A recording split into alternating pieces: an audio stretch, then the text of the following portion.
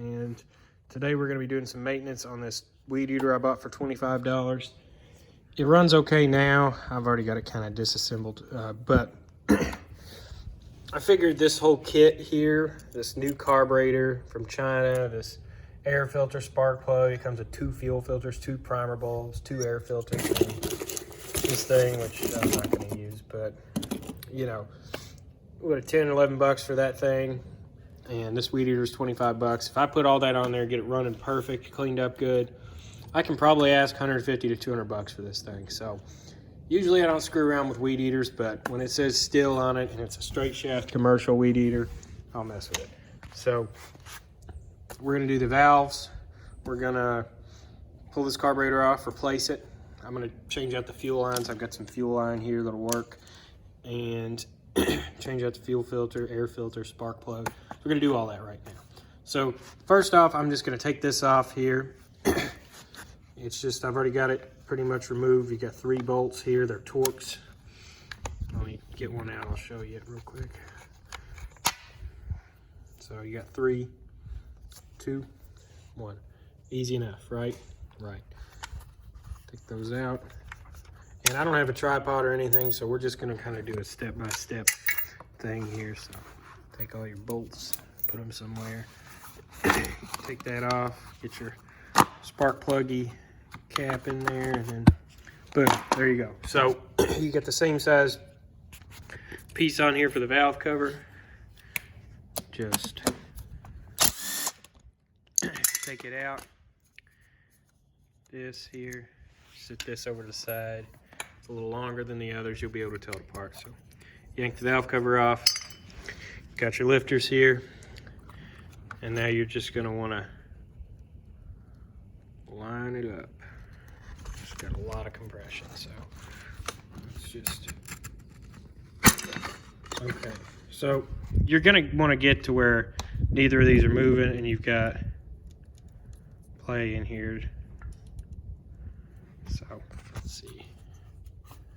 Seems like we're, yeah, that one's still moving there. So all right, let me get to top dead center, and then I'll adjust these, show you how to do it. It's real easy. All right, so I just set them, but I'm gonna show you how to do it. Take a 5/16 or an 8mm, sorry, and loosen this until you're where you need to be. I just do it by feel. I don't know where my feeler gauge is. I've set a ton of valves, as you can tell by all my crap around here, so just to be safe, if you don't know what you're doing, but by doing it with feel, or if you're not lazy like me, get a feeler gauge, and you're going to do 0.004 or 4 thousandths. So, all right, very easy. Loosen this up until you get the gap or valve lash that you need. Spark plug's very self-explanatory. I probably don't even need to include this, but I'm going to. 16mm 5/8 spark plug socket, or just any socket, but it needs to be long enough to go over top of it, and just break that free. It should be very easy. Should not over tighten the spark plug.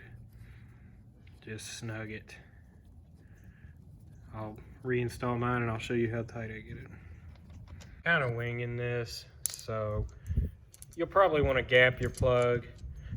This looks like a pretty fair gap, and this gap looks identical to that one almost. So we're just gonna send it.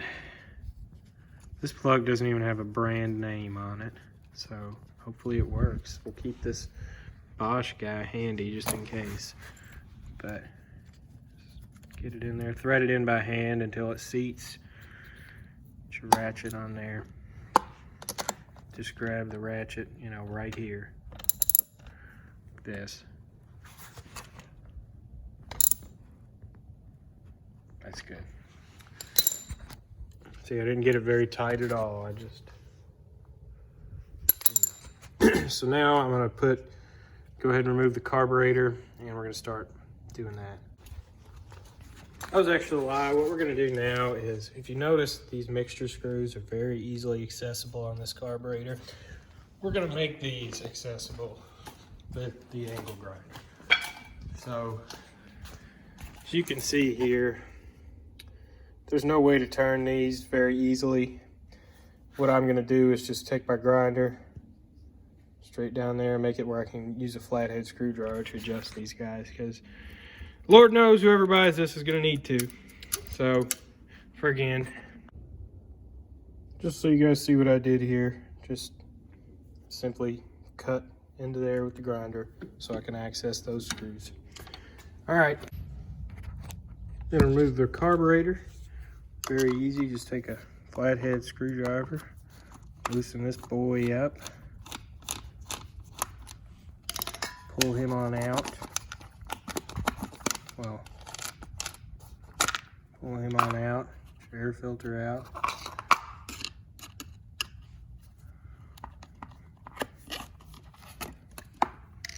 All right, so that's going to reveal two 8mm or 5/16 screws or bolts, nuts, whatever you want to call them. I'm just going to loosen these boys up.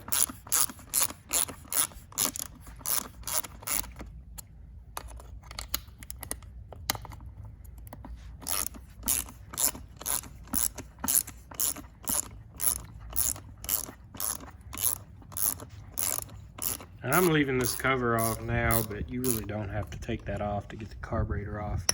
I had this thing off the other day, didn't even take that off, so not important.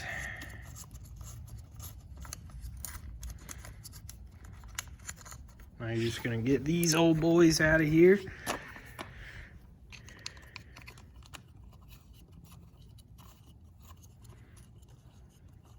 Easy enough.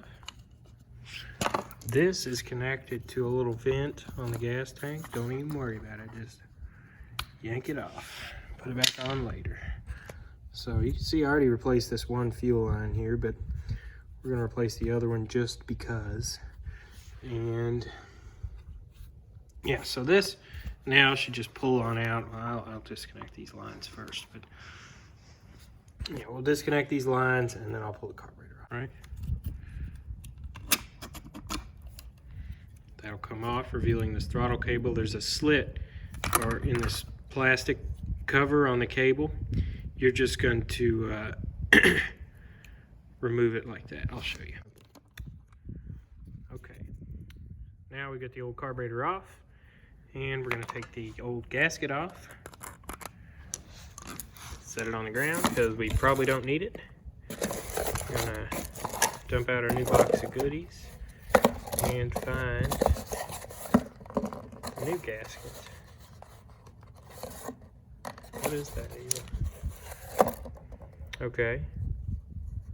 So it's looking like these are both different. So I'm gonna look and see which one we need to use, or if we have to reuse the old one real quick, and I'll get back to you.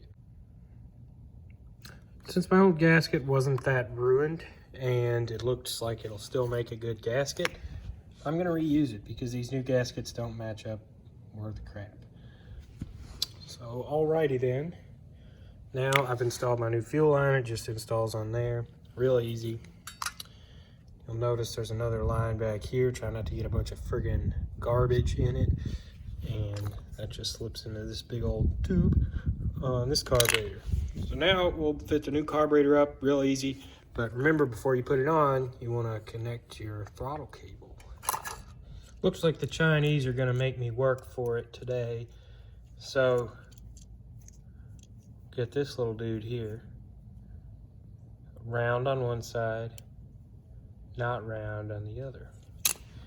This piece needs to go all the way through it, like this one. So what I'm gonna do is, because I'm an idiot, I can't remove these clips easily. I don't have the right tools. So let's take a little drill bitty that fits into there just perfect, and I'm gonna drill that thing out round. So that took a little minute. I just had to drill that little dude out, and now that fits in there just fine, should work. So I'm gonna put the fuel lines on, and you're putting it on, make sure that little line slides into place. And I'm gonna put these on, and then put this boy on. Don't forget to connect your tank vent down there. And she should be minty after I put this on, of course. Just snugging this guy on here. And I like to do this in a kind of cross pat, like don't just tighten one real tight and then start on the other, you know, like gradually.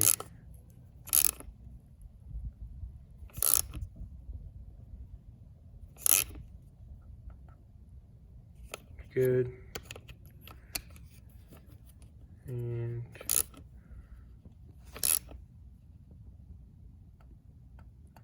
that's good. Okay, so now that that's on there good and tight, we'll stick our air filter in, do our fuel line or fuel filter, put this on, start it up. So I ended up reusing the old filter. If you're going to use this thing that comes with it here, then you'd probably be fine to use the new filter. That would definitely stick in there, but my little piece was fine, so just left it. So we're gonna go ahead and start this boy up. Just position this camera.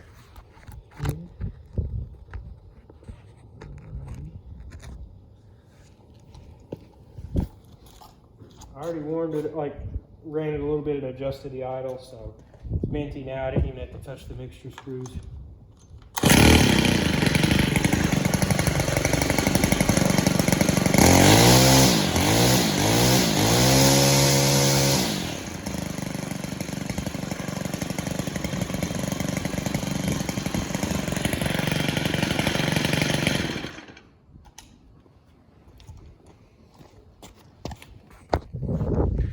Hell of a weed eater for 35 bucks. I might just keep it.